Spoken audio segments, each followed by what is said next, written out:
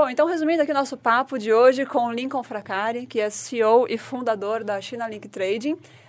Ele contou toda a história de como ele começou. Na verdade, a carreira dele profissional é cheia de altos e baixos, né? Cheia de aprendizados. Ele já trabalhou no McDonald's, já trabalhou com telemarketing, né? Trabalhou na Huawei. Na Huawei, fui segurança de bar. Foi segurança de bar. Professor de português. Professor de português. Passou por vários perrengues. Já foi detento. Ele foi preso na China. Gente, ele foi preso na China e passou por muitos perrengues aí com importação da China. E hoje ensina a galera e tem várias empresas para te ajudar a trazer produtinhos da China. E também tem um livro, O Importador Profissional. Então, não perca esse papo que está cheio de risadas e aprendizados, até de empreendedorismo, né? E lições de vida, de disciplina. Agora, o banho gelado, eu não vou entrar no banho gelado. Ele ainda fala se lá no McDonald's tem McCat, McDog. Ah, é verdade. Será que tem McCat, McDog? Assista e descubra. Que barata, né? Fala, Marujo! Bem-vindo a bordo de mais um episódio do nosso querido Portcast, o podcast do canal Tecnologia Portuária. E se você ainda não é inscrito, inscreva-se agora, aproveita e ativa o sininho para você ficar sabendo nos próximos vídeos. No episódio de hoje, que está recheado de curiosidades, a gente gostaria de agradecer a presença do nosso querido Ricardo Pupo. Opa, tudo bem? Marlon Alves, muito obrigada pela sua presença. Prazer estar aqui, obrigado. Nossos queridos patrocinadores da T2S. Inclusive, se vocês quiserem patrocinar o nosso canal, estamos aí aceitando convites, tá ok? Conversa com a galera que a gente ajusta aí os poréns. E o nosso convidado de hoje especial, que é Lincoln Fracari, pronunciei corretamente, que é CEO, é fundador e CEO da China Link Trading. Isso. Yes? Que não a China Link Trading. Eu queria deixar abrasileirado. Português abrasileirado, perfeito.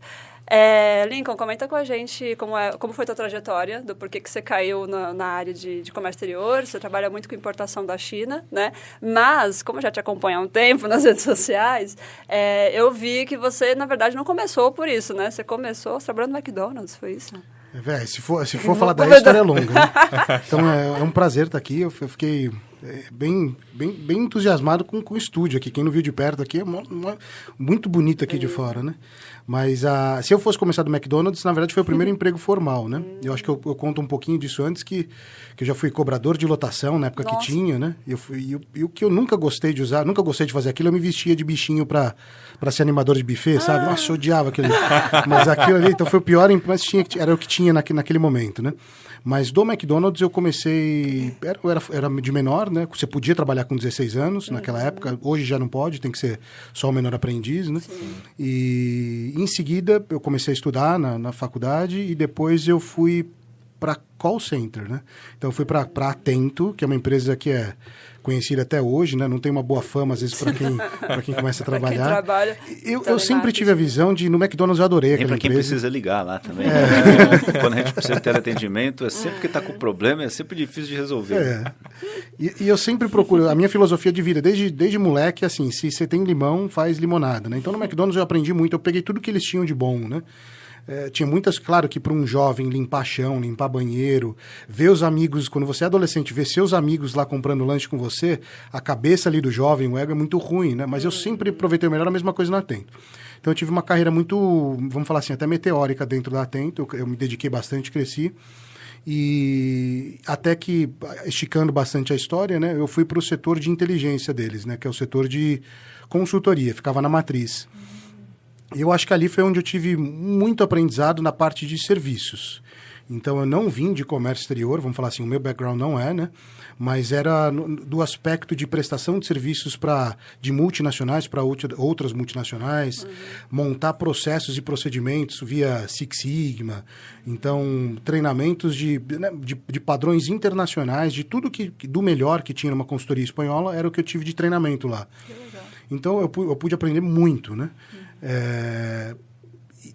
Aí foi a história até que por que eu aprendi mandarim, né? Vamos falar assim, né? Eu tinha um cliente que eu atendia numa época que era uma financeira do Itaú, chamava TAI.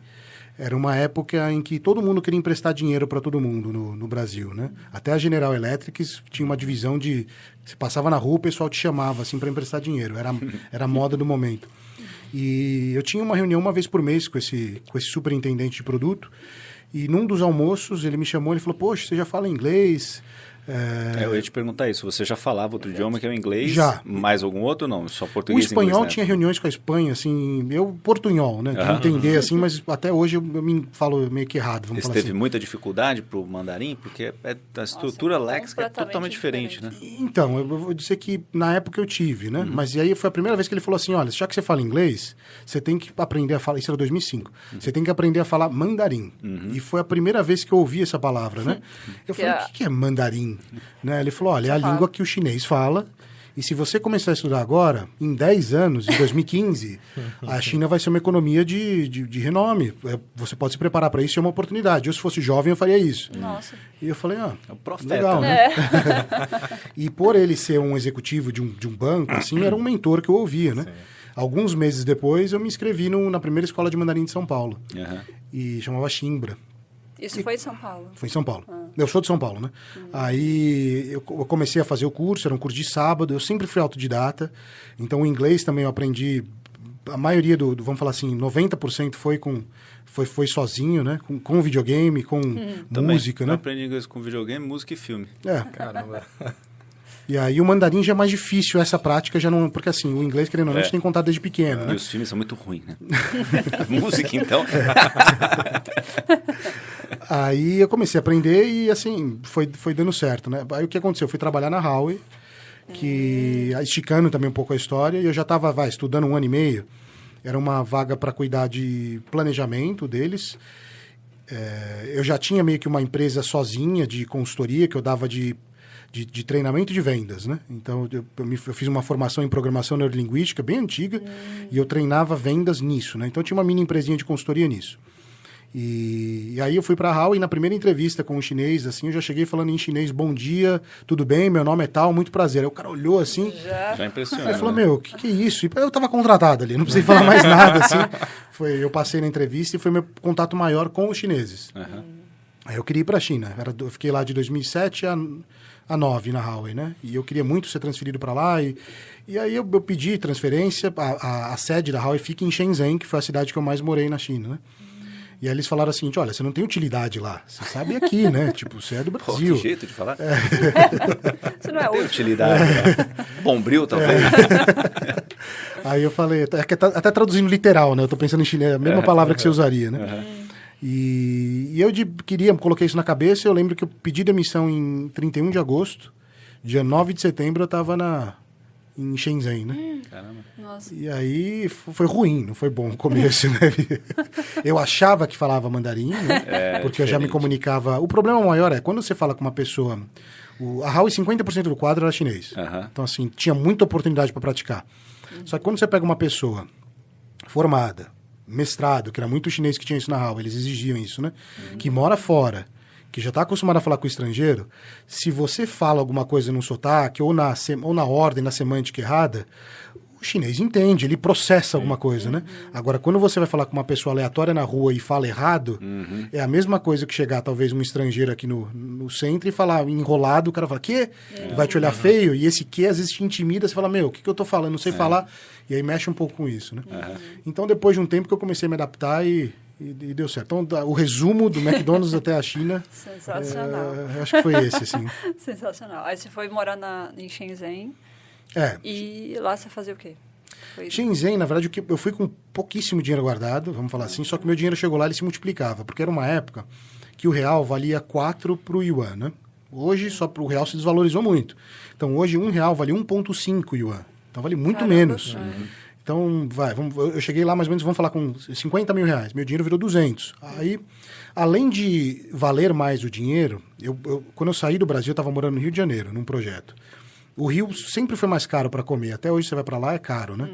Então, assim, eu gastava numa refeição em torno de R$30 naquela época, vamos falar assim, por refeição.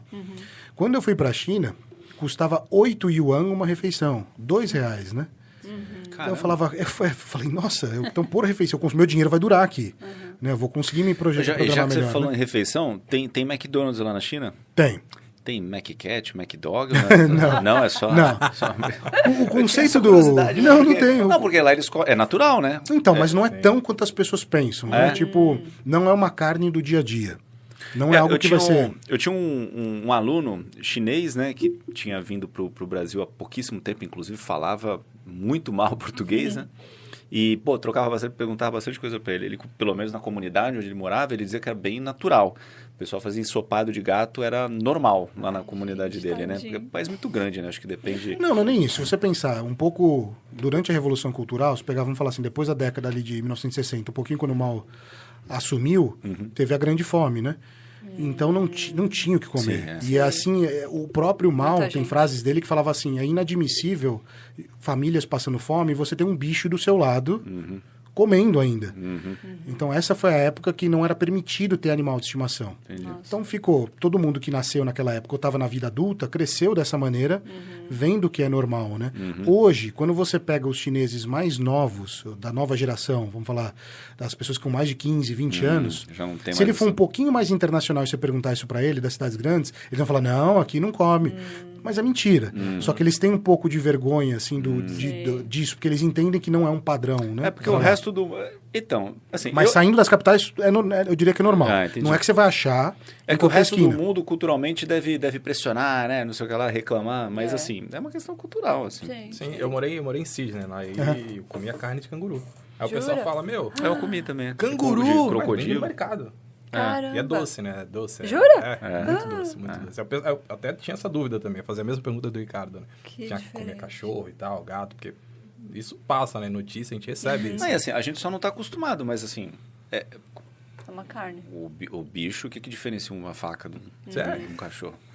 Né? Por isso que eu sou vegetariano. Né? A carne de canguru é gostosa. É isso que eles falam. É exatamente isso que eles falam. É o mesmo concordo, bicho, não faz diferença. Bicho é bicho. Sim. Então aí eles você falam... devia ter o mesmo comportamento assim de estranhar com a assim vaca. como você pode ter uma fazenda, você pode ter uma vaca de estimação, você não vai querer matar ela, mas é uma coisa muito individualizada, valor não é? afetivo. Mas, enfim. Mas eu achava que o McDonald's tinha também os lanches diferentes. Não, eles têm lanches mais... os mesmos. É legal porque o McDonald's é a saída quando a gente leva os grupos lá de empresários para as viagens. É o favorito de todos, né? Porque é igual. Sim, é o mesmo, eles conseguem manter o mesmo padrão, né? Com algumas exceções que a China não permite o xarope de milho para adoçar. Eles usam um pouco do açúcar, então a coca fica com menos gás. Mas, e alguns componentes eles mudam, né? Mas o resto é muito igual. E o McChicken que trola todo mundo porque ele é ardido.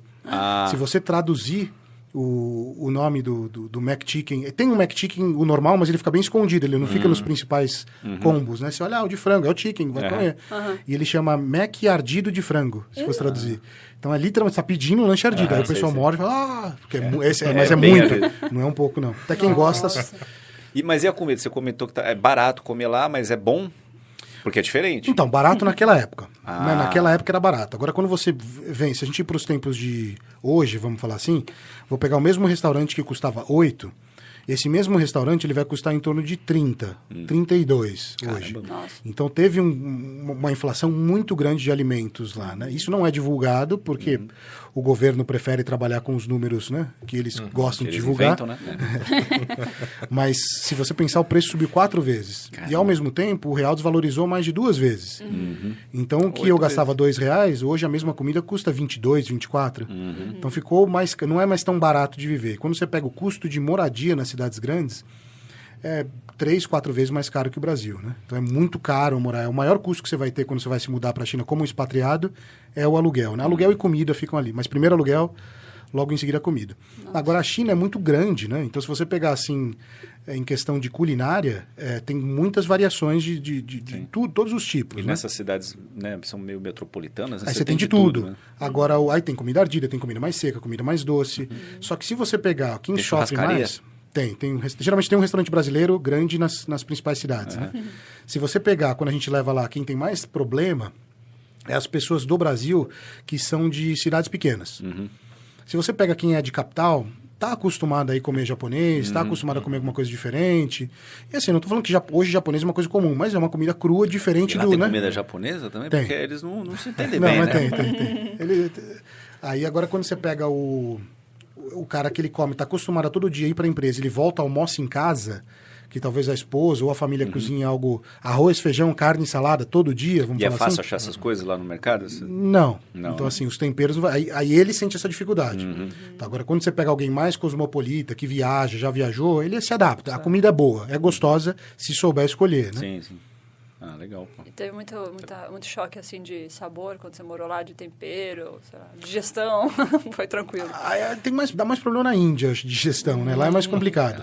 Agora, na China... Pimentado demais, né? É, Chegou né? a comer inseto Muita lá, não? especiaria. Pô, dizem que gafanhoto, o gosto é igual de camarão. É exatamente isso. É assim que eu descreveria. É? Tu comeu? Eu descreveria dessa maneira. Comi. Então já ouvi Mas falar assim, isso, só né? tem em lugar turístico. Não é algo que você vai no restaurante, oi, queria comer. Com exceção de que tem uma larvinha, que é feio, né? Aquela larvinha assim que... E eles fritam ela. Né? Bom, pelo menos frita, né? Essa fritinha é um prato da região do Nordeste da China. Então é bem comum, é típico. Esse você vai ter em qualquer lugar. Fora esse prato, são poucos. São pouca coisa assim. Tem um outro, lembrei um outro do sul da China que tem, que é umas baratas d'água, é feio. Mas o resto não come. E dizem que, não sei se é Nem verdade... inseto você não comeria? É que é difícil, é que é algo, não coma isso. Você olha, tem alguma coisa que seu cérebro fala para não comer. Ele Você fala, não, estranha, isso né? não é já. para comer. Você tá olhando, é um desafio interno. Né? Você tem que realmente querer provar. Mas E dá a impressão que vai te machucar, né? gorgonzola também, assim, a gente come e gosta. verdade, é verdade. Fala sério, o primeiro cara que comeu gorgonzola, ele tá tentando se matar. Imagina, cara, não tem. A pessoa tá tentando se Queijo matar. mofado. Mas você acha Pô, que o não é bicho que vai te bagulho é machucar, gostoso? Ricardo? Porque você Porque tem tem as a patinhas, você fala, casca, meu, isso aqui vai patinha. machucar, não é Vai possível, vai cortar minha espetar. boca. Mas não, né? É muito frágil, né? Tipo, muito preço. Mas Tipo depois a que casquinha do fritou, camarão fica... Que é só frito, que né? de novo, é um besouro ou alguma coisa assim. Você tem aranha, né? Então, aí você fala, isso não é pra comer, né? Isso aqui é pra...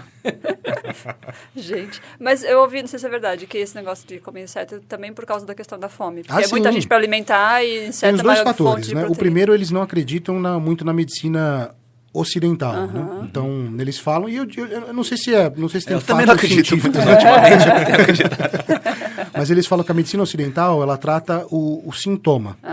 Então ela fala, pô, você tá com dor, ela tira a dor, você continua com a doença. A medicina oriental que eles gostam... Mais integrativa. Ela pega a causa, eles falam.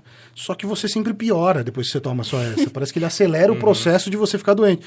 Então nenhum estrangeiro gostava, né? Só que eles não... Os chineses mesmos falavam que eles não queriam a química, que é ruim, então eles preferiam o natural. Então eles teve sempre esse fator, então, que eles gostam desse aspecto. E as comidas estranhas vieram dessa época de fome. E tem o outro ponto de vista, que é eu diria místico, que assim, olha, se eu comer olho de tal bicho, ele melhora a minha visão. Né? Tem muito Se eu comer isso desse bicho, tem isso. E assim, pode talvez ser um fundamento de 400 anos atrás, porque tinha uma vitamina, mas hoje em dia, com tantas vitaminas prontas, assim, não é mais tão necessário. Né? Mas ainda está muito parte do credo antigo, do credo popular. Até por isso que tem lá que eles têm, como chama em português? Os poachers, os caçadores de bichinhos, assim, que vão pegar marfim, ou que pegam uns bichos mais raros, porque eles acreditam que alguns desses bichos, por serem raros, se você come um pedaço, te dá não sei o quê. Então é mais por isso. Entendi. Eu já ia entrar então na próxima pergunta, dessa questão de superstições. Fora acreditar que alguns animais servem para algumas coisas, tem mais alguma superstição? Assim, como a gente está, às vezes, em aula de negociação internacional, tem alguns livros que comentam, né? O livro do professor Nicolas Minervini e tal, de diferenças culturais. E aí uma das coisas falava sobre cores, que tem, por exemplo, branco para eles tem outro significado, né? E número também, eles têm uma expressão com número. Olha, a cor, eu não diria que Ou é tão assim. Eles gostam muito de vermelho, mas você não se daria mal vestindo branco. Não causaria essa impressão. Sei. Agora, o número, aí eles são mais chatos para isso. É como se fosse um manga com leite bem difundido. Então, assim, eles não gostam do número 4. Caramba. Mas assim, ao ponto de elevador não ter o número 4. Que isso? Então, assim, é 0, 1, 2, 3, 5. Ou, aí, assim, às vezes eles fazem assim, 5A, 5, 6, Eu já fui em prédio aqui no Brasil, principalmente nos Estados Unidos, que não tem o 13, né? Lá mas não é tanto, não são tantos, né? Não, mas esse assim, para ter um número no seu telefone T4 é ruim. É mesmo? Então, assim, eu dou número, eu diria que é mais forte, né? O 4 é ruim. O telefone venceu o número 4 no telefone? Não, se você tem azar, né? Você não quer ter esse número. Você vai escolher outro. Então você quer, não quero comprar esse número, quero um outro sem 4. Tá, não no aparelho, né? O número do... Isso, né? E um número da sorte que eles gostam muito é o 8. Por quê? Porque a palavra 4 em mandarim, se você pegar ela lembra a palavra morte. Só muda o tom. E a palavra 8 lembra a palavra fortuna. Então você quer ter mais fortuna no seu número e não quer ter a palavra mãe. Então isso é muito forte, mas vale lembrar que os chineses em si, eles não têm uma religião. Né? Eles não têm. Isso... É o confucionismo, mas é meio que uma filosofia. Então, né? eles falam que vai ter um pouco do budismo, tem um pouco do taoísmo, tem uma porcentagem muito pequena de catolicismo ali, mas é um povo predominantemente ateu. Né? E aí você fala assim, poxa, mas o que isso tem a ver com negócio? Isso tem tudo a ver com negócio. Porque se você pegar o Brasil ou um país latino-americano, um país ocidental, a nossa criação, a maneira como foi estruturado as escolas, e tem um princípio religioso. Não estou falando que tem ensino religioso, mas tem um princípio. Sim. Vamos pegar princípios básicos de qualquer religião, né? Qualquer uma. Faça o bem. Se você fizer algo de errado, algo vai voltar para você. Né? Seja agradecido. Seja gentil, né? Não faça... Então, esses princípios básicos não foram fundamentados na sociedade chinesa. E isso faz com que eles façam qualquer coisa pelo dinheiro. Então, assim, é muito comum. Já ouvi de mais de um chefe de fábrica falando, minha religião é o dinheiro. Nossa. Eles não têm. É um país que é leão brigando com leão. O que for preciso, eu faço. Por isso que é um país que já tem reduzido bastante, mas que quando eles exportavam algumas coisas, tem a fama de fazer golpe, de mandar alguma coisa, né? De mandar areia. Não é uma história ou duas, é muito caso disso. Sim. O Brasil é inocente? Não é, mas é uma malícia diferente. Né? O brasileiro até sabe, às vezes, está fazendo sacanagem. Eles, né? Lá não, é algo meu. Isso aqui é normal, estou fazendo negócio natural, e é isso. Então, eu diria que o principal ponto de negociação cultural é entender isso, porque vai fazer o chinês ser muito mais objetivo para algumas coisas. Ele não vai prezar tanto alguns valores como a gente preza, né? Às vezes a gente escolhe um parceiro por afinidade, porque a gente acha que os valores batem, e para eles é interesse financeiro, interesse do que você pode me trazer ou não. Ponto. Então é um pouco mais frio nesse aspecto. Só que ao mesmo tempo que é frio, quando você conversa com eles, de uma maneira olhando só a superfície, você como estrangeiro não vai perceber isso. Porque existe todo um teatro na hora da negociação, quando um estrangeiro vai para lá, que a maioria fica impressionado, né?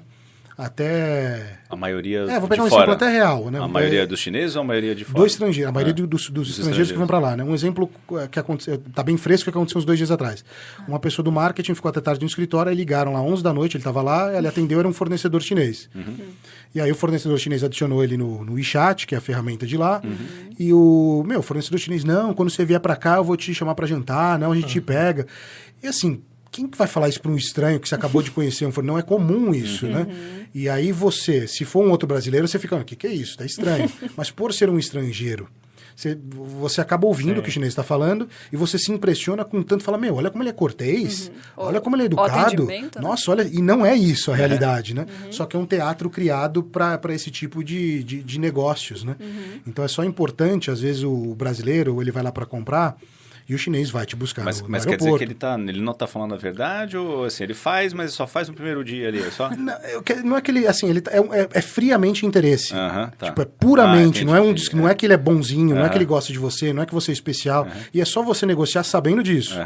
Ele não tá... Porque às vezes uma pessoa faz alguma coisa e você fala, será que é de coração ou tem um interesse? É um interesse, ponto. Então, assim, só saiba disso quando você está negociando, para você não deixar se interferir por isso na hora da sua decisão, né? Porque eu acho que, assim, muita coisa, às vezes, na empresa, eu uso um pouco deles, né? Se tem um cliente que está vindo em São Paulo, por exemplo, a gente manda um motorista buscar ele e traz ele para Santos. Mas é algo incomum para o mercado na área comercial, né? O pessoal fala, vem aí, pega alguma coisa, isso é normal. E eles não deixariam isso, porque eles entendem que não é tanta gente que vem, eles têm uma chance de agradar essa pessoa, né? E eles vão fazer de tudo. E tem muita concorrência lá também, né? Já li isso aí. Se ele não for te pegar, alguém pode te pegar no caminho, né? Não... É verdade. Não tão nesse sistema, mas assim, vamos falar, ele é fácil procurar outro, né? Então, assim, o chinês vai te buscar no aeroporto, te andar 2 horas de carro, vai te pagar um super jantar. E assim, aí vamos pegar um outro fator da cultura. Quando você vai num jantar chinês, quanto mais importante o convidado não dá pra gente trazer um pouco pra cultura brasileira, se ele for muito importante, você vai num restaurante melhor. Eles vão seguir esse conceito, só que quanto mais importante, mais pratos diferentes e especiais ele tem que pedir. Então a primeira regra é, sempre tem que sobrar comida. Então eu não vou pedir, aqui tem 4 pessoas, eu não vou pedir aqui 4 pratos, eu vou pedir 8. Porque vocês são especiais. Então tá aqui, ó, cheio de comida, é impossível comer, não tem como. E se ele errar e quase acabou, ele errou feio, né? Então ele tem que pedir a mais para falar, nossa, pra que tanto? E aí você começa a criar esse impacto, tanto numa maneira consciente, né, que você tá vendo um monte de coisa, como começa a afetar até numa negociação, vamos falar assim, em aspectos inconscientes. Você fala, meu, olha o que esse cara tá me ofertando aqui, nossa, e aí é o ponto, né? Então ficar esperto aí na hora de negociar, eu diria isso. Não se impressionar por isso, isso é normal. Se fosse um outro comprador, eles vão estar fazendo a mesma coisa, você não é especial, então só lembra isso na hora de decidir. Não leva pro coração, né? Não deixa se seduzir por isso. E quanto ao feriado chinês, existe negociação assim entre eles ou para realmente tudo? Olha, se for o Ano Novo Chinês, para. Porque se você pegar a lei trabalhista, ele só tem 5 dias úteis remunerados por ano. Então as férias são essas, né? 5 dias de férias? Tem 5 dias no ano. Igualzinho no Brasil. Complementando os feriados nacionais, dá mais ou menos 25 dias. Então, assim, se somar os feriados, ele tem um mês. Só que não seria igual a gente tem um mês mais 20, né? Vamos falar assim. Então, se pegar o Ano Novo Chinês, para. Esse é o único que realmente para tudo. Porque, assim, hoje todo mundo viaja de trem, né? Antes era só o... E que data que é mesmo? O Ano Novo Chinês? Varia, né? Sempre no final de janeiro, começo de fevereiro. É de acordo com o calendário lunar. É então, quantos dias? 5 dias, né? Oficial seria 7 dias, né? Mas sempre se estende para um pouco mais disso, né? Vai se estender 10, 12. E quando as fábricas precisam dar férias para as pessoas, o ticket de trem só vai abrir, tem um período que eles estão mudando, mas vamos falar uma média, 12 dias antes de você viajar. Por quê? Para não fomentar revenda de ticket. Então, eu não posso comprar a minha passagem muito tempo antes, nessa época. Então, eu vou ter que esperar um dia para comprar minha passagem. Então, nessa época, cai site, fica umas filas gigantes para comprar. Nossa. Então, eu teria que programar. Se eu for deixar para realmente viajar no Novo Chinês, às vezes eu não consigo. Então, a fábrica libera uma semana antes uma parte, uma semana outra, né? E aí acaba tendo que estender o período. Então, esse é realmente o inegociável mesmo, não dá. Sim. E quando você falou de negociação, você sentiu uma dificuldade quando você chegou lá e você descobriu que não tinha Google? que não tem WhatsApp. Eu cheguei quando o Google funcionava, né? Então, eu peguei o final da administração do Hu Jintao, a missão do Hu Jintao foi um presidente que ele assumiu a China para mudar a imagem da China no mundo, né? Então, ele conseguiu criar empresas de tecnologia, conseguiu trazer muitos investimentos. Essa foi a missão dele, 2003 a 2013. E era uma era com um pouco mais de liberdade, vamos falar assim. Então, era um Google por um tempo, depois mudou para Google Hong Kong. E vamos falar, logo depois, assim, foi fechado. Então, o Facebook funcionava no começo, blogs funcionavam no começo, sites de notícias. E eles foram se fechando de 2010, 11, foi se fechando, até que 13 praticamente estava tudo fechado. Então, isso já faz parte da campanha do atual presidente, que é o Xi Jinping. Então, ele tinha uma política para fortalecer o povo chinês. Essa era a linha de pensamento dele, né? E ele conseguiu melhorar um monte de benefício, ele conseguiu fazer os chineses terem uma vida mais próspera, ele conseguiu isso. Só que ao preço de se fechar, né? Sim. Então ele se fechou bastante, vamos falar assim, para o mundo. Muito investimento estrangeiro saiu de lá por algumas ações dele. Então, se eu olhasse... Não é claro, minha visão é muito pequena em relação, talvez, à ideia do que eles queiram fazer. Eu acho que ele errou em várias coisas pelo radicalismo disso, né? Então, assim, sem o Google, hoje você tem que usar o VPN. Então, existem maneiras de burlar isso. Todo estrangeiro sabe, todo chinês mais inteligente sabe, e o governo sabe que os estrangeiros chineses... Só que fica um joguinho assim, olha, não tem muito o que controlar, então fico aqui. Em épocas de... Quando vem, vamos supor que é aniversário do Partido Chinês, ou aniversário daquele evento em que o tanque atropelou um estudante da Praça Celestial. Quando chega nisso, aí eles se enforçam bastante, o VPN fica instável, não dá para você conectar muito. Porque se você digitar assim no Google chinês, evento da Praça Celestial, vai aparecer eventos de comemoração, eventos disso. Você não tem ideia que aconteceu, né? Tanto é que o pessoal do escritório lá, os chineses, eu perguntei assim uma vez para eles, e falei, pô, e isso aqui? Ele, o quê? Falei, não, aquela foto icônica da pessoa assim em frente ao tanque. Eles nem sabem. Nossa, nem que sabe. Foto? Aí mostra a foto, não. Para eles não aconteceu. Não aconteceu. Gente, que loucura. Foi a mesma coisa, um outro evento que não aconteceu, esse é muito recente, foi teve um protesto em Xangai contra o fechamento, né? A política deles que é política zero Covid, né? E ele já estava há muito tempo, isso destruiu a economia ali, tá? O desemprego está muito alto, eles não estão divulgando isso. Os salários das pessoas caiu pela metade lá, tá bem... Porque eles foram bem rígido. Eles fizeram o que todos os governos queriam fazer, né? Tinha toque de recolher. Só que eu até posso comentar um pouco disso. Mas Você estava lá nessa época, não? Eu saí antes, quem ficou lá meu sócio, né? Mas nesse caso, aí teve um protesto em Xangai, da parte rica, das pessoas protestando, olha, e estavam falando no vídeo, tipo, sai fora Xi Jinping, né? No vídeo, e esse vídeo vazou. Ninguém sabe na China que isso aconteceu. Ninguém sabe. Só que assim, se pensar... Os que falaram sumiram. Não, mas foi isso mesmo. Todo mundo pegou por geolocalização. Todo mundo que morava em volta recebeu visitas do governo, né? Para entender o que aconteceu. E o extremo, vamos pegar alguns casos. Vou pegar um caso, esse é real. Não foi nem notícia, mas o meu sócio estava indo para o escritório. Chegou, já tinha uma barragem, assim. Foi um dia que ele foi um pouquinho mais tarde. Ele falou, tinha uma barragem. Já tinha faixas para não poder entrar. Gente, polícia, ele falou, o que tá acontecendo? Aí foi entrar, o cara falou, não, você não pode entrar porque vai ter o fechamento, né? Aí ele, mas como assim? Eu preciso pegar minhas coisas? Não pode entrar, não. Ele falou, não, mas eu preciso pegar lá, não. Aí, nisso, tava uma mãe voltando com café da manhã, gritando lá com os policiais, isso ele contando, porque queria, porque o filho tava lá dentro, ela queria entrar. Ele não podia. Então, assim, ele não soube o que aconteceu, mas até ele sair, que ele ficou lá uns 10, 15 minutos, não deixaram ela entrar, e não iam deixar ela entrar. Tinha um cara dos Correios chineses lá, da SF, a empresa de lá, né? Eu tava na SF lá dentro fazendo entrega.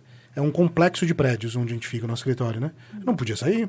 Ele teve que... tem um hotel lá dentro, né? Ele ficou lá, 15 dias no hotel. Então imagina você tá fazendo entrega, você chegou aqui nesse prédio e falou, não vai sair não, vai ficar aqui, tranca e vai ficar tudo. Fala, não, mas não tenho roupa, não. Então teve esses extremos. Isso foi um exemplo ali, né? Nossa. E teve casos bem feios. Teve, por exemplo, 2 públicos que eu sei, teve incêndio em prédio e morreu gente porque estava trancado. Meu Deus. Então, assim, tem... E ninguém fica sabendo, né? Assim, eles vão lá e... Abafa, né? Abafa a informação. E aí, quando começou a ter caso que eles soltaram, eles falaram que eles pararam de contar os casos, né? Então, foi meio que... Rapaz, complicado. E falando desse negócio, eu não sei se tem alguma coisa a ver ou não, mas a produção investigou aqui, estava aqui hoje e viu que você foi preso. É isso, Brasil? Foi, aqui no... Conte-nos os detalhes. Eu gosto muito de moto, né? E era um feriado chinês, estavam proibindo moto na cidade, no estado, né? Então, se você pensar assim, o estado que eu morava, a província que eu morava, nas cidades grandes já não podia mais andar de moto, e até fora das cidades grandes, só podia moto acima de 150 cilindradas, era o máximo. Então, na província inteira é isso que podia, né? Eu tinha importado uma moto de Singapura, que era uma moto grandona, né? E eu falei, eu vou pra praia, e sempre vou, e fui. E nessa ida pra praia, tinha como se fosse um monte de polícia chinesa que me pararam, e eu já falava um pouco de chinês, né?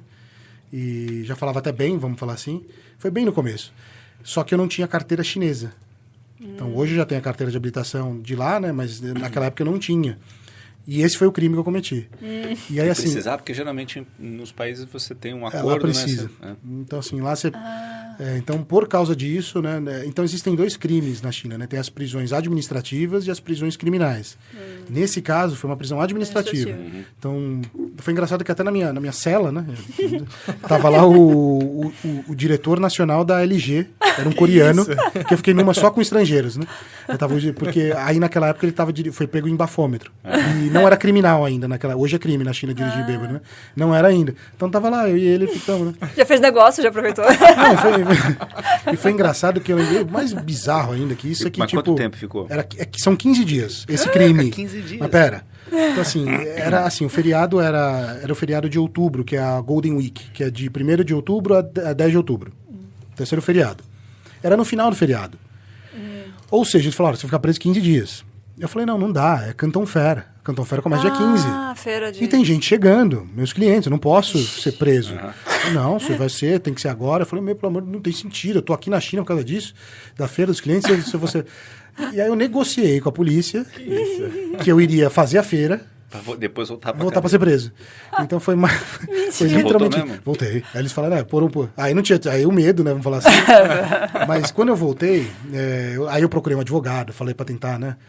E não teve jeito, né? Mas olha só, lá é muito na conversa. É muito assim, né? Então fui com o advogado. Era um advogado bom, assim, vamos falar assim, meio que conhecido. O delegado da polícia, assim, ele olhou o advogado, aí eles conversaram, tudo. E tem muito na China uma coisa que chama FACE, que é o rosto. Que é eu te dou o rosto, ou eu te tiro o rosto. Então, se eu te enaltecer em público, eu tô te dando o rosto. Se você me pedir alguma coisa e eu falo, não, ela é muito boa, então eu tô dando o rosto. Como eu posso te tirar isso, né? É um termo muito comum lá de social. E nesse caso, para dar a moral, dar esse rosto pro advogado que tava, pô, eu sou o advogado, tá aqui meu cartão, se precisar, delegado, também tô aqui, não sei o quê. Não, mas e aí, o que você pode fazer? Aí o delegado olhou assim para mim, 5 dias, vai. Aí ele fez assim, aí o advogado, olha, de 15 para 5, tá bom, né? Aceita aí. Aí o delegado falou, poxa, você sai na TV, sai no jornal, tá? Mas, cara, você não tem como, você tem que fazer alguma coisa.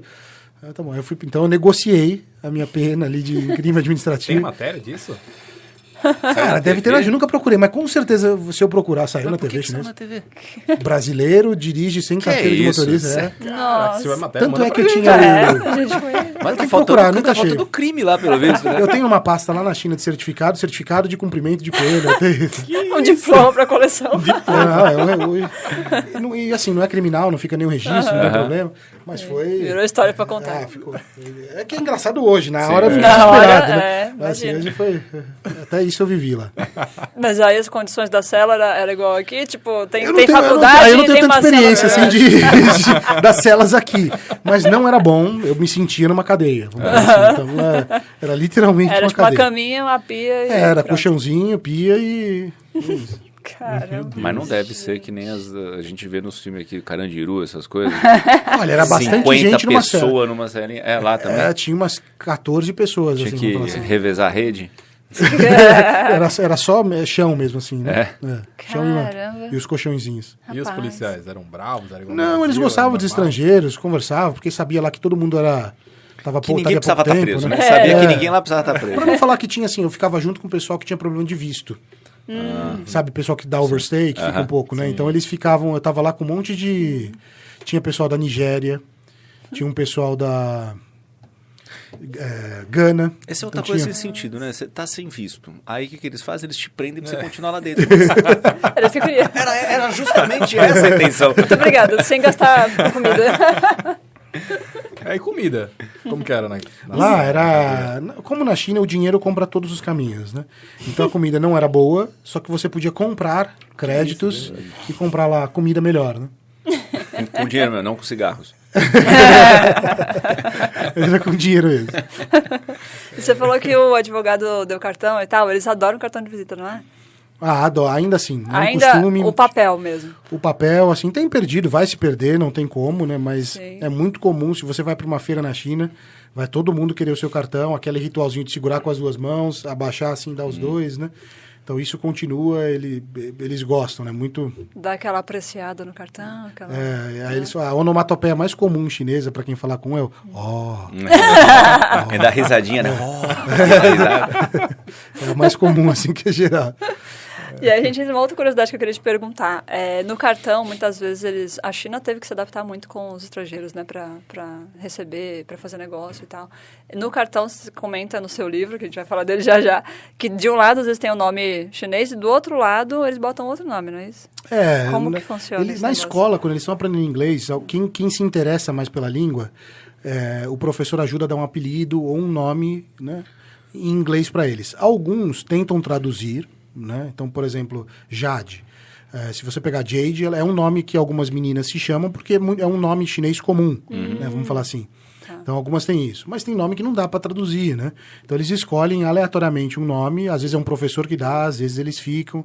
E saem nomes engraçados, às vezes, né? Tipo, e o que é mais...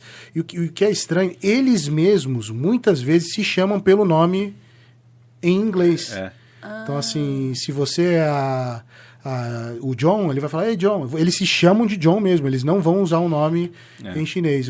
Você chamar alguém pelo nome completo chinês, assim, é extremamente formal, né? Porque primeiro o nome chinês tem 3 sílabas, né? Então quando você fala isso, assim, é muito curto, é muito rápido de falar, mas parece que uma bronca, parece que alguém tá te chamando meio sério, como se fosse os pais chamar quando você é pequeno e faz uma coisa errada. Aí eles se usam esse nome em inglês mesmo, né? Entendi. Aí eu já vi Han Solo. um monte de Bruce Lee, Jack Chan. Eu tinha conhecido um amigo do amigo meu que ele se intitulou Bruce. Aí quando me apresentaram, eu falei, teu nome é Bruce? Lá na China tem Bruce? Não, esse é meu nome aqui. Não, e eu no começo, na China, dava aula de português, né, para os chineses, que era a época que o Brasil começou a ser divulgado como um parceiro comercial da China, maior parceiro. Isso fez com que os chineses que falassem inglês identificassem uma oportunidade e falassem, vou aprender português. Então, quando eu estava começando a empresa, logo no começo, os primeiros 2, 3 anos, eu trabalhava de dia no escritório, e o escritório começou a se pagar, né, vamos falar assim, só que não me pagava. Então, eu não conseguia pagar o meu aluguel, minhas coisas. Aí tanto é que eu trabalhei em bar na noite muito tempo, 2 anos e meio, e no final de semana eu dava aula de português. E aí, falando de nome, tinha um empresário que ele estava aprendendo, e o nome dele era Paul. Nome bom, até um brasileiro consegue falar Paul, né? Mas ele falou, não quero Paul, eu queria pegar eu queria me chamar de Paulo. Porque ele queria a versão do Paul em português. Só que o ponto era, quando eu chamava ele de Paulo, nem ele sabia que o nome dele era Paulo. Aí era assim, ele estava assim fazendo a lição, Paulo. Pô, ele nem... Aí ele olhava. Então o nome não funcionava nem pra ele. Não fazia muito sentido. Ele não atendia. Que ele não usava, né? Então, mas eles tentam ser simpatéticos, assim, ao cliente ou com quem eles estão tentando fazer negócio. Mas é tanto que fica errado, né? Você não tem... E tem um sobrenome bem curtinho, né? Tipo Li. Né? Todos os... o mandarim, ele é silábico, né? Todas as sílabas... São só sons de sílabas, são 2 letras, 2 sons, vamos falar assim. Mas né? deve ter muito nome repetido, né? Porque o nome curtinho deles, com tanta gente no país... Né? Tem. Eles mudam um pouco os caracteres, mas não tem tanta variação. É impossível, né? Porque muita gente, são muitos nomes parecidos com poucos sobrenomes disponíveis, né?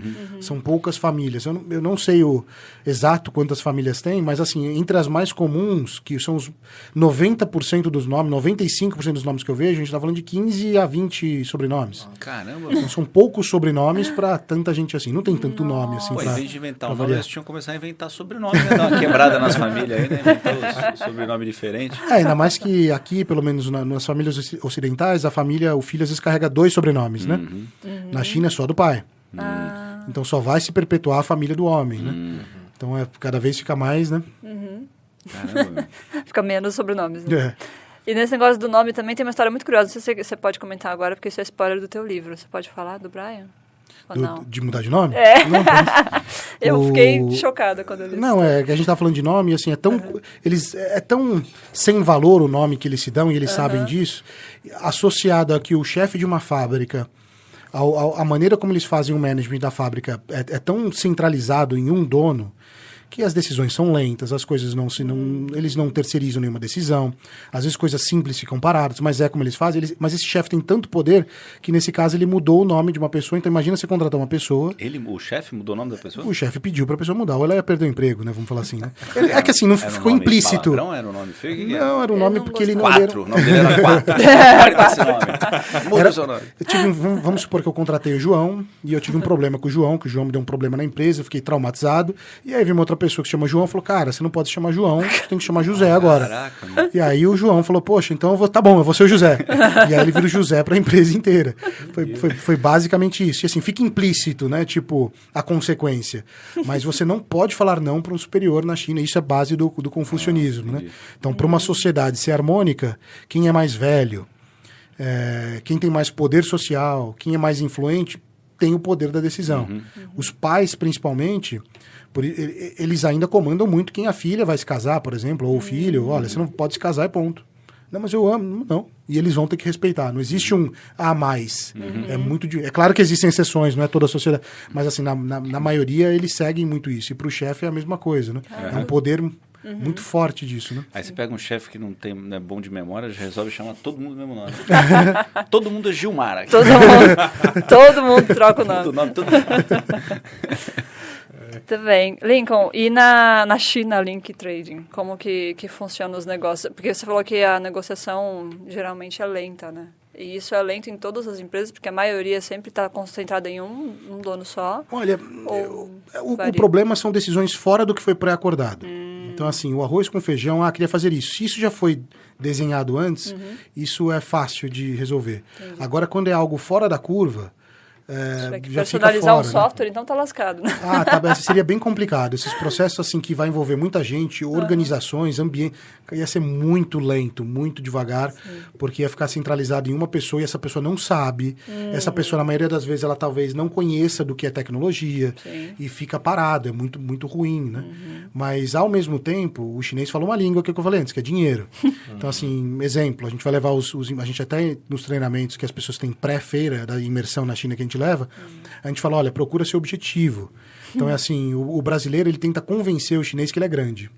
Então, ele fala assim, não, mas eu sou um distribuidor, e assim, hoje eu sou aqui, mas eu tenho potencial para representar o seu produto, e começa a se vender. E aí o chinês pensa, eu estou falando do Brasil, imagina alguém da Arábia Saudita falando isso, alguém do... Todo mundo quer falar isso, e o chinês fica, legal, ok, bom. Loroteiro safado. Então, eles só são muito assim, se você for rápido e mostrar que conhece do produto, eles vão te dar a devida atenção, né? Só que essa última crise, vamos falar assim, pós-pandemia, muita fábrica fechou e muito negócio, os investimentos estão saindo de lá, indo para a Ásia. Então, algumas fábricas estão tomando e mudando um pouquinho a consciência do atendimento, não do estilo do gerenciamento, né? Sim. Mas eles já estão, sim, prestando atenção que não é só esperar que bate cliente na minha porta, como sempre foi. Era só esperar que alguém... É isso que eu tenho, ponto. Não quer? Tchau. É assim mesmo, né? Hoje já está mudando um pouco. Eles têm muito a evoluir nisso, né? E aí entra aquela questão de impressionar, né? Logo de cara. Você comentou que mandou buscar no aeroporto. Ele te ajuda um pouco nisso, isso. Que isso é tão padrão para eles. É tão padrão você chamar alguém para comer e chamar mais. Se você for sair com um chinês assim, e ele te chamar para convidar, até uma dica, é só para dar risada. Finge que vai pagar. E insiste um pouco. Aí eles vão, não. Aí eles vão te empurrar, vão te segurar. Você fala, não, eu quero pagar. E vai ficar essa briga de pagar, né? E se você prestar atenção, muitas vezes, até olhando outras mesas, vai ter sempre essa discussão. Porque quem paga tem meio que a alavanca de, não, eu que te convidei. Não, eu que te convidei. Não, você que... E fica isso assim, né? E a briga, eles se empurram, um se empurram. Aí fica assim, e a própria garçonete assim vai ficar olhando assim. Não, fala de novo isso. Não é normal, é super normal. A garçonete fala, paga os dois. Os dois pagam. Trazer duas maquininhas ao mesmo tempo, você passa o cartão, tá de boa. E assim, você tem a China Link Trading, mas você tem vários outros negócios, né? Como que... a estratégia de expansão que eu tive, assim, tudo que eu acho que eu tô gastando muito, meu dinheiro está circulando muito fora, eu procuro buscar uma linha em que o dinheiro se mantenha circulado no grupo. Então, acho que começou, a segunda empresa, vamos falar assim, que foi aberta, foi a de desembaraço aduaneiro. Então, essa eu consumia muito isso, porque vinha carga. Sim. Não só a parte do serviço em si, mas o consultivo. De, me ajuda a classificar isso, e esse produto, isso, aquilo, isso e tal. Então, eu falei assim, ao invés de continuar subcontratando uma empresa, eu falei, eu vou subcontratar eu mesmo, né? Então, aí começou assim. Aí foi para a logística. Aí foi para a importadora com benefício fiscal. Em Santa Catarina. Aí mas você importa produto por conta própria ou não? Você só usa o benefício para dar, só para o benefício mesmo, né? E aí, traz o benefício. E aí, a Alagoas também tem o benefício por lá, vamos abrir uma filial por isso. Então, assim, até o ponto de toda a cadeia, ela está verticalizada inteira, do comércio exterior eu faço ela inteira, né? Então, a empresa na China que faz exportação sou eu. Se precisar de armazém, tem a empresa de armazém na China. A logística, a gente é desconsolidador, aí vai para lá. Tudo ficou fechado. Então, foi muito na estratégia de onde eu estou gastando muito, eu vou abrir uma própria empresa, primeiro me dando o meu próprio contrato e fazendo aquela empresa ser independente. Então, nenhuma empresa, depois de um tempo, ela ainda é dependente da China Link, né? Ela começa dependendo com... Assim, então, não preciso nem fazer aporte muito financeiro, às vezes. Eu dou aporte só, tá aqui esses clientes aqui, ó. E eles giram aquilo, contratam um comercial e buscam novos clientes, né? Então, começou assim, começou no comércio exterior. Aí, pegou 2019, a gente falou assim, poxa, tá tendo esse boom de infoproduto, tá todo mundo começando a fazer isso, vamos ir por essa linha? Eu já gravava vídeo no YouTube, e sempre os meus vídeos que eu gravei lá, nunca foi a intenção de... Nenhum vídeo é comercial, nenhum vídeo é sugerindo, é 100% informativo, né? Só que eu falei assim, poxa, vamos fazer alguma coisa mais comercial, então, de conteúdo. Na estratégia do Pedro Sobral, estratégia do lançamento, a gente fez isso. E a gente gravou um curso de importação, gravou um curso de cultura de negócios para a China e um de importação. E aí começou a lançar esses produtos, fez o lançamento, e a gente entendeu que importação, por exemplo, no produto digital, não é uma receita de bolo que você compra e faz. Sempre você vai precisar fazer uma simulação com o despachante, você sempre vai precisar cotar o frete. Não tem como a importação ser sozinho. Então a gente modificou um pouco esse produto digital para ser ele misturado com a parte de conteúdo online do curso, junto com uma mentoria, né? Então tem uma equipe que fala, e aí, você viu, você entendeu isso? Eu vou fazer a simulação para você.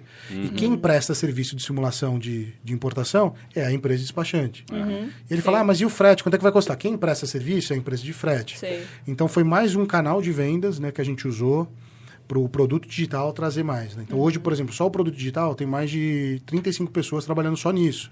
Então virou uma unidade de negócio que, não tem nada a ver com o que eu faço, atende um outro público. É um produto, vamos falar assim, não é o de entrada, mas é vamos falar assim, mais barato, que é a consultoria da China Link, que tudo vai para o mesmo funil. Sei. Aí começou a gente falar assim, poxa, a gente ajuda os clientes a importar, eles recebem produto, mas eles não estão com dificuldade para vender, né? Ninguém sabe vender direito. Mas, tipo, vamos abrir uma agência de marketing? A gente já tem um departamento de marketing grande, vamos só terceirizar esse departamento de marketing para essa empresa, eu faço um contrato comigo, que basicamente o custo de folha eu mesmo pago para eu mesmo. Então, né, começa assim. Começou dessa maneira a agência, e depois a gente mudou... a Mamba. É a Mamba. Então, depois a gente mudou o modelo dela. Como um spin-off, né, que chama, né? A gente mudou o modelo deles. Hoje a Mamba é uma agência focada em marketplace. Então, assim, é algo muito mais específico, que faz a implementação de quem não vende só para isso, integra quem tem várias lojas diferentes num lugar só, e está se tornando uma referência no Brasil mesmo. Era uma empresa que começou separada, tem 2 anos a empresa, começou com marketing terceirizada, e hoje também tem mais de 30 pessoas só na equipe fazendo isso, né? Tem um produto muito bom e deu certo. Então, esse foi de novo, gastava muito dinheiro com marketing, então preciso fazer o meu próprio marketing. Aí teve um outro problema agora que, assim... Eu falei, caramba, eu tô com um monte de CNPJ, né? Tô gastando com contabilidade aqui. E além de estar gastando com contabilidade, as empresas chegam querendo importar, que o público que chega não tem conhecimento, é o público de entrada. E dali vem algumas pessoas maiores, vamos falar assim, né? Pô, eu tenho dinheiro aqui, eu tenho 50, 100 mil para começar, mas eu nem tenho empresa, então eu vou abrir empresa, depois eu falo com você. A gente falou, não, eu abro a empresa para você. Se você tá aqui, eu abro. Então a gente começou a abrir empresas, por isso que hoje a gente tem a contabilidade é uma das empresas mais recentes do grupo, assim, né? Sim. Tem uns 8 meses. Só que, assim, depois do 6º mês, agora já está independente. Então, eu tenho uma célula independente, ela faz isso. E para isso, eu nunca conseguiria fazer se eu não tivesse uma equipe muito autônoma. O que eu faço, eu escolho alguém, que são os mais antigos, de confiança, e eu faço um contrato de vesting, né, com um cara que em 3 anos ele vai ter porcentagem da empresa. Então, se ele bater as metas, ele vai estar aqui, a empresa é sua, toca aí. Então, é muito mais fácil dirigir empresa se tem alguém muito bom tocando com os interesses dela, né? Ela começou, por exemplo, o meu sócio que cuida da Mamba, que é o Rafael, foi estagiário. Olha, então, ele entrou como estagiário na China Link em 2016 e hoje ele é um sócio, diretor, hoje ele cuida da Mamba e do produto digital. O Lúcio, que é o sócio que cuida da parte de importação, despachante, logística, foi meu trainee em 2015 na China, quando eu levava brasileiro para contratar lá. Então ele ficou lá 1 ano e meio treinando, voltou para abrir um escritório aqui. Tem um novo sócio que foi, final do ano passado, ele completou o vesting dele, né? Ele foi para abrir uma regional no Sul, abriu a regional, passou os 3 anos, bateu as 3 metas anuais, é sócio. Então tá cada cabeça tem uma... E você, assim. Estando você nesse mercado de infoproduto, produtos digitais, quais tecnologias que você usa e o quanto elas trazem diferencial competitivo para o teu negócio, que é muito mais empreendedorismo hoje do que importação, né? Sim. Olha, eu sou muito pró-tecnologia. Eu não conseguiria ter o controle das empresas que eu tenho ou a velocidade de alguns processos se não fosse... O que você usa hoje lá para fazer gestão? É software interno? Hoje eu uso um software customizado. Assim, vamos falar assim, o coração do nosso software, que é um sistema que mistura projetos. É que depois veio o Monday, que é um software conhecido, que todo mundo usa. Monday é israelense. Mas a gente usa um irlandês. Então, assim, Pode falar o nome. É o Teamwork. Teamwork. Então a gente usa o Teamwork, eles customizaram, depois a gente customizou algumas coisas de dashboard, fez assim, mas a nossa coluna de gerenciamento de projetos veio através do Teamwork, vamos falar assim, né? E de ERP? ERP eu não preciso, porque eu não tenho produto, né? Vamos falar assim, o meu sistema contábil tem algumas integrações fora, mas também eu uso o Xero, é o Xero, que é um software australiano. Porque como eu abri a empresa na China, todas as minhas referências de software são fora, né? Então, meu CRM é um americano, que chama Nutshell, e me atende muito bem, vamos falar assim, e eu integro muita coisa, até a minha ferramenta de e-mail eu usava o RD, Station, que todo mundo, né, para disparar isso, mas eu uso também uma que eu voltei para o começo, que é o MailChimp. E o MailChimp também é uma ferramenta americana, então todos os meus softwares são americanos, vamos falar assim, mas sem eles... E a adoção dessas tecnologias realmente acho que foi um diferencial, foi fundamental para você... cara, assim, uma empresa hoje em dia que não tem um CRM... Assim, o mínimo, pô, eu tô começando agora, é que eu sou contra a pessoa começar muito amadora, eu acho que ela tem que ter, poxa, mas eu não tenho dinheiro para começar meu negócio, então você vai ter que juntar 2 a 5 mil reais e você vai ter que usar isso de capital para você investir em alguma coisa, porque um CRM médio vai te custar 50, 80 reais por usuário, por mês, vamos colocar 100 reais, e em 3 meses, se você não conseguir um cliente para pagar o CRM, você tá errado, né? Então assim, eu sou a favor disso, então desde o começo eu sempre tive CRM, talvez o processo, o pipeline melhorou, a maneira como a gente administra, assim, isso melhorou. Mas sem o CRM eu nunca conseguiria controlar a mesma coisa o software contábil, que gerencia todos os custos, a entrada, dá os balancetes, né? E o de projetos, né? Seria impossível controlar uma empresa sem tecnologia, eu diria. E o software contábil que você usa é australiano? Mas ele é adaptado para a realidade brasileira. Aqui. Tem as minhas integrações que eu fiz por fora, sempre com outra coisa. Você teve que implementar. A gente teve que subcontratar uma empresa de desenvolvimento para fazer algumas integrações. Manicômio, né? Manicômio tributário. Implementar, integrar as soluções internacionais na hora de fazer na parte de desembaraço, trading, aí a gente usa o Omni, né? Que aí esse já pega a parte que necessita mesmo do Brasil. Agora, o resto, eu sou um prestador de serviço. Então, assim, não tem muito o que... Eu vou falar assim, esse é um software novo que a gente está pegando, que é uma empresa do Chile, e é para Mamba, né? É meio ainda confidencial o nome, mas é muito caro, eu diria, pelo porte que a gente comprou, mas o que ele vai nos possibilitar de ganhar de produtividade, em gerir, né, as contas que a gente administra ao mesmo tempo, nossa, vale muito valor, né? Claro que você vai precisar, às vezes, para comprar um software, uma porrada para pagar no começo, né? Mas e depois você recupera isso. Sim. Então, às vezes, o pequeno, ele acha que a tecnologia é para o grande, mas é um dilema, né? Porque se ele não põe a tecnologia, ele fica desorganizado, ele nunca vai ficar grande. Exatamente. Então, ele tem que colocar o dinheiro, não tem... Tem que investir para crescer, senão não tem jeito, né? E o software da parte de despacho, você falou que é Omni? E ele tem integração tranquila com ele integra bem, com sim. Tudo. Eu diria que eles testaram bastante coisa. Aí tem software de RH, software de DP, mas eu sempre sou... Mas é tudo separado? Assim, eu já cotei uma vez para fazer uma integração. Para pegar o porte de todos os grupos, colocar tudo junto, um porte aí começa a ser software porrada, né? Sei. E aí você vê TOTOS, sabe? Aí você vê o custo de... Aí eu acho que aí já deixa para os bancos pagar isso daí, porque se você pegar... A gente viu até um módulo do TOTOS às vezes 300 mil reais de implementação, um módulo de RH. Então, se você quiser não tá no... Não faz sentido gastar isso, acho que o custo-benefício, né? Não, nunca fez. Né? E aí você pega a implantação, vai demorar 6 meses, e quando você viu não era isso, você paga a customização e vai ficar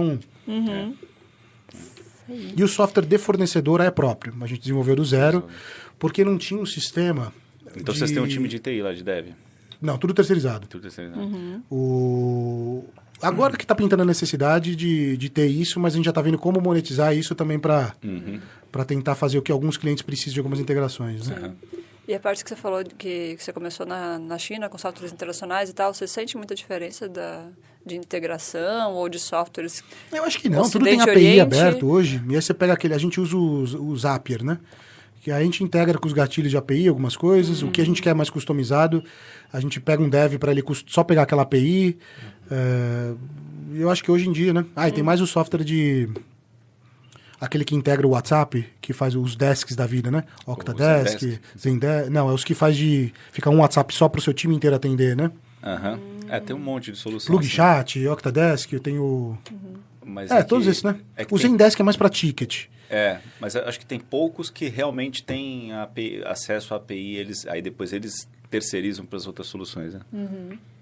Mas o WhatsApp é mais só para atender os clientes do Brasil, né? Porque com a China não rola o WhatsApp. Não, aí eles usam... é um outro time que usa o WeChat junto com esse sistema fechado, né? Porque assim, o sistema fechado, na verdade, a gente desenvolveu porque não existe... A gente pega um sistema de compras, de supplier.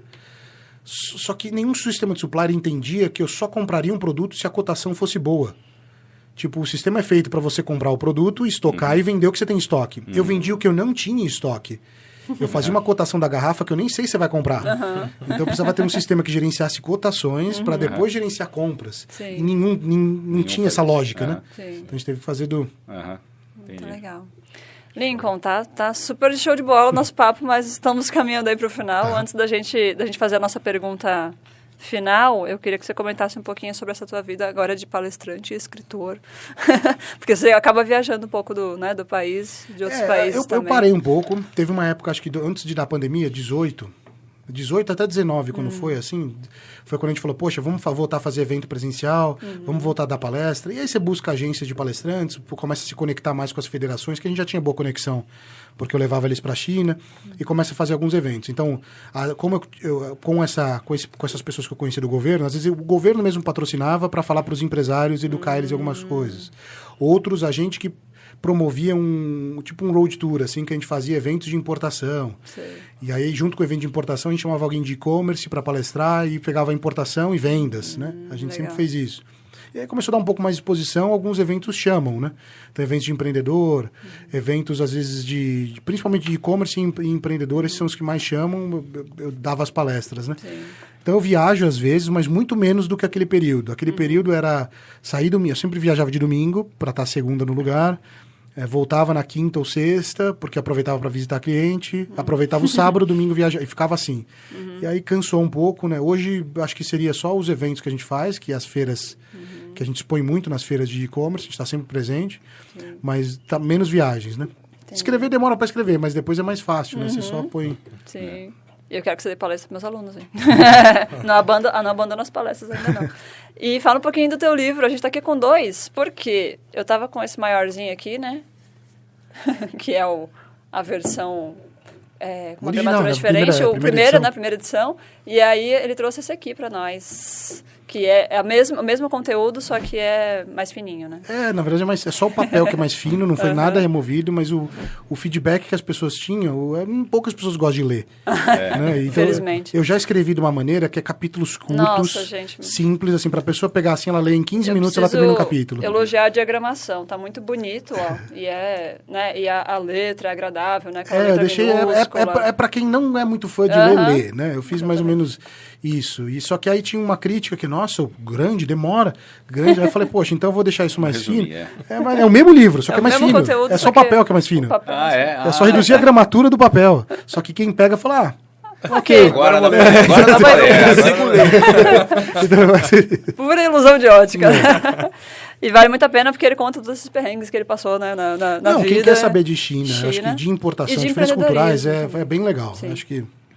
empreendedorismo, dou algumas dicas. É que quem assiste meu conteúdo, eu sou extremamente objetivo. Eu falo, você tá viajando, vai trabalhar, eu falo coisas assim práticas que às vezes as pessoas não estão muito acostumadas a ouvir. E o livro tem um pouco dessa... E quais os nomes dos teus canais? Você tem canal no YouTube? O canal é o próprio nome da empresa, né? Que é o China Link Trade. Né? Então esse é o principal canal. E tem o meu, que é o @LincolnFracari, que ali tem o link de todos os outros conteúdos, né? E o nosso time no YouTube, isso. Esse é já no Instagram, né? Tá no Instagram.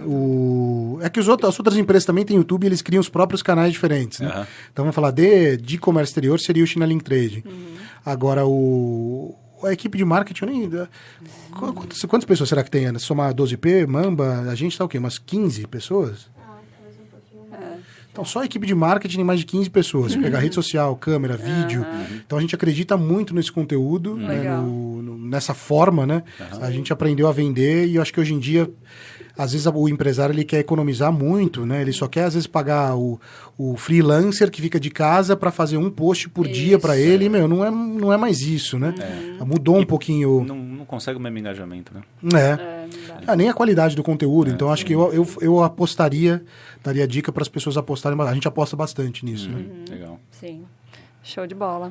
Então tá bom, né, gente? Agora sim é a pergunta final que a gente faz para todos os convidados. Já é uma tradição, né? Quem é o Lincoln de bermuda e chinelo? O que você gosta de fazer nas horas vagas? Eu li essa pergunta com mostrada, eu falei, o que é? O que quer dizer aí tem com embaixo, isso? né? Isso, tem eu acho que eu sou uma dica. pessoa que eu prezo muito pela disciplina, né? Eu acho que, assim, então eu diria que eu sou uma pessoa muito focada na rotina, apesar de sair fora dela para trabalho, eu acredito até pra tomar banho gelado, né? Eu acredito que a rotina e a disciplina fazem qualquer jovem ou qualquer pessoa que está meio fora do eixo se acertar. Então, é até um desafio aí para quem tá não está muito alinhado, faz 90 dias de acordar no mesmo horário, incluindo sábado e domingo, né? Porque às vezes a pessoa coloca assim, vou acordar cedo, mas domingo acorda às 11h30, meio-dia, e desregula isso, o cérebro não consegue entender. Então, eu sou uma pessoa chata para a rotina e eu sou muito pró-saúde, pró-esporte. Então, eu sempre treino, faço jiu-jitsu 6 horas da manhã praticamente todo dia. Então, eu acordo 5 da manhã todo dia, né? Consequentemente, se você acorda às 5, você não vai poder dormir 2 da manhã, né? Você vai ter que dormir cedo. E se você quer estar disposto para fazer esporte todo dia, você vai ter que comer bem. E começa um fluxo de coisas, né? Então, a minha manhã, praticamente 8h30 da manhã, eu já fiz tanta coisa todo dia. E tem tanto o aspecto de produtividade, como eu acho que o aspecto mental. Porque, seu cérebro fala, olha o que você já fez todo dia. Você pode o que você quiser, você vai onde você quiser. Então, eu gosto muito dessas coisas. E eu acredito que da recompensa, né? Assim, aí já vamos para um lado mais extremo, né? E por eu ter estudado bastante a parte cerebral, de neurociência, o que é desconfortável, isso ajuda para o cérebro em desenvolvimento de coisas difíceis que você tem. Então, eu gosto de me colocar muito em situações de desconforto propositalmente, né? Então, uma das coisas que eu faço, não é sempre, mas 3/4 do ano, às vezes eu faço, o primeiro banho de manhã tem que ser gelado, né? E não é bom, é péssimo. Até hoje, mas você acostumou. Você fala, não, é péssimo, eu olho... Nunca acostumei, eu também tomo. Eu já tentei isso, eu odiei. Voltei pro quente. Mas a sensação posterior é boa, né? Exato. Minha temperatura é canja de galinha. Só que aí que você faz isso, o cérebro fala, caramba, se você conseguiu fazer isso agora, de manhã, o que você quer? Qualquer coisa. E aí sua mente começa a ficar muito forte, né? E uma mente forte ajuda, né? Você... Então, o Lincoln de bermuda e chinelo é parecido. A minha vida pessoal e profissional é meio integrada, né? Então, eu estou no escritório 12, 13 horas por dia, pelo menos, né? Eu fico. E se eu não estou, eu sou meio workaholic, né? Então, eu tenho que compensar um pouco a saúde, senão eu vou morrer muito cedo. Entendi. Legal. Muito bom, Lincoln. Muito obrigado, então, pela tua participação. Viu? Foi um papo super bacana. Se você curtiu, se você toma banho gelado, comenta aqui pra gente. Agora vamos gravar o podcast em mandarim, né? Exatamente. Vamos pedir pra dar uma palhinha? Dá pra dar um tchau, falar alguma frase, alguma coisa? Vou ensinar uma frase. O pessoal fala isso, o pessoal fala assim, fala alguma coisa em chinês aí. Eu vou falar o quê? Você quer que eu falo o quê? Não, fala aí. Alguma coisa. Fala aí, tipo, mas eu acho que eu vou ensinar 2 frases aí pra todo mundo. Né? Uma, muita gente sabe, mas eu vou ensinar a falar oi. Então, oi são união de 2 palavras. Lembra que eu falei que é silábica, né? Então, a primeira palavra é você e a segunda palavra é bom. Quando você fala você bom, significa oi. Essa é a regra. Então, é ni hao. Ni hao. Então, você vê, em chinês você pode falar ni hao. E se você quiser falar obrigado, a gente tem que apertar a língua bem forte e falar 2 sílabas iguais. Xie, xie. Xie, xie. Ni hao, xie, xie. São 2 palavras básicas. O ni hao, uma aluna minha tinha me ensinado, mas xie, xie. Xie, xie. Não, mas você vê a semântica, né? Ni é você, hao é bom, então você bom. Você bom. Você bom. E como que responde ni hao? Com ni hao, né? Então, ni hao, ni hao. Você bom, você bom. Esse é o jeito que eles falam. E você mal? Porque se eu quiser retrucar, não. Não tem nada de bom dia aqui. Então é isso, gente. Muito obrigada, Lincoln, pela presença. Se você curtiu, né? Bota aí teu like, porque mereceu. E comenta pra gente saber o que você achou desse episódio. Muito obrigada, Marlon, Ricardo. Eu que agradeço, sempre um prazer. Até a próxima, gente. Tchau. Valeu.